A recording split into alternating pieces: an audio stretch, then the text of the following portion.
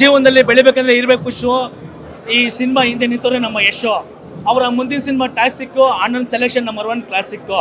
ಪುಷ್ಪಮ್ಮ ಕನ್ನಡ ಇಂಡಸ್ಟ್ರಿಗೆ ಹೊಸ ಪ್ರೊಡ್ಯೂಸರ್ ಬಂದಿರೋ ಪುಷ್ಪಮ್ಮ, ಅವ ಅಮ್ಮ ಎಲ್ಲೂ ತಗ್ಗದೇ ಇಲ್ಲಮ್ಮ. ಈ ಸಿನಿಮಾ ಪಬ್ಲಿಸಿಟಿಯಲ್ಲಿ ಶರಣ್ ಸಾರು ಅವರು ನಟನೆ ಎಲ್ಲೇ 2 in 1 ಸ್ಟಾರು. ಪುಷ್ಪಮ್ಮ ಮನಸ್ಸು ಮಾಡಿದ್ರೆ ರಾಕಿಂಗ್ ಸ್ಟಾರ್ ಇಟ್ಕೊಂಡು ಕನ್ನಡ ಇಂಡಸ್ಟ್ರಿಗೆ ಒಂದು ಶಾಕಿಂಗ್ ಮೂವಿ ಕೊಡ್ಬೋದಾಗಿತ್ತು. ಆದರೆ ಹೊಸಬರನ್ನ ಬೆಳೆಸ್ಬೇಕನ್ನೋ ಅವ್ರ ಥಾಟ್ ಇದ್ದಿಲ್ಲ. ಎಕ್ಸ್ಟ್ರಾರ್ಡಿನರಿ.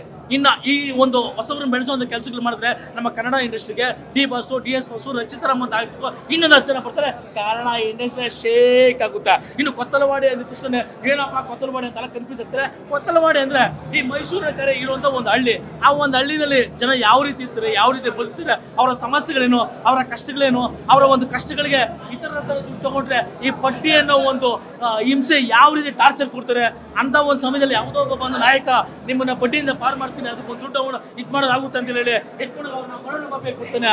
ಆ ಒಂದು ಮರಳು ಮಾಪದಲ್ಲಿ ಯಾವ ರೀತಿ ಒಂದು ಸಾವು ನೋವುಗಳು ಇರುತ್ತೆ ಅನ್ನೋ ಒಂದು ಒಳ್ಳೆ ಸ್ಟೋರಿನ ಶ್ರೀರಾಜ್ ಅವರು ಅದ್ಭುತವಾಗಿ ಡೈರೆಕ್ಷನ್ ಮಾಡಿದ್ದಾರೆ. ಇನ್ನು ಪೃಥ್ವಿ ಅಂಬರ್ ಅವರು ಇದಕ್ಕಿಂತ ಮುಂಚೆ ಒಂದಷ್ಟು ಸಿನಿಮಾಗಳು ಮಾಡಿದ್ರು. ಈ ಸಿನಿಮಾದಲ್ಲಿ ಒಳ್ಳೆ ಹೆಸರು ಬರುತ್ತೆ. ಅವರ ಆಕ್ಷನ್, ಅವರ ಫಿಟ್ನೆಸ್ ಸೂಪರ್ ಆಗಿದೆ. ನಮ್ಮ ಕಾವ್ಯ ಶೈವ ಹೀರೋಯಿನ್ ಪತ್ರದಲ್ಲಿ ಮಾಡಿದರೆ ಸರ್, ರಂಗದಾವಣ ಕೊಡೋಲ್ಲ ಅಕ್ಷರವಾಗಿ ಮಾಡಿದರೆ ಅದ್ಭುತವಾಗಿದೆ ಸರ್. ಇನ್ನು ನಮ್ಮ ಯಾರು ವಿಲನ್ ಆದಂಥ ಗೋಪಾಲ್ ದೇಶಪಾಂಡೆ ಅವರು ಸರ್ ಮಸ್ತಾಗಿ ಮಾಡಿದರೆ.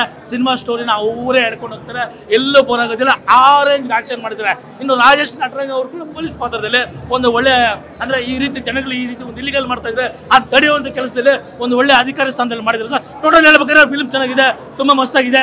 ಫ್ಯಾಮಿಲಿ ಸಮೇತ ಬಂದು ನೋಡ್ಬೋದು. ಫಿಲಿಮ್ ಅಂತ ಬಂದ ಕೂಡಲೇ ಸರ್ ಏನು ನೋಡ್ತಾರೆ, ಫೈಟ್ಸ್ ಇದೆಯಾ, ಸಾಂಗ್ಸ್ ಇದೆಯಾ, ಸ್ಟೋರಿ ಇದೆಯಾ, ಕಾಮಿಡಿ ಇದೆಯಾ, ರೊಮ್ಯಾನ್ಸ್ ಇದೆಯಾ ಅಂತ ನೋಡ್ತಾರೆ ಸರ್. ಎಲ್ಲ ಟೋಟಲ್ ಸೇರಿ ಒಂದು ಒಳ್ಳೆ ಸಿನಿಮಾ, ಒಳ್ಳೆ ಕಥೆ ಇದೆ, ಚೆನ್ನಾಗಿದೆ. ದಯವಿಟ್ಟು ಎಲ್ಲ ಬಂದು ನೋಡಿ.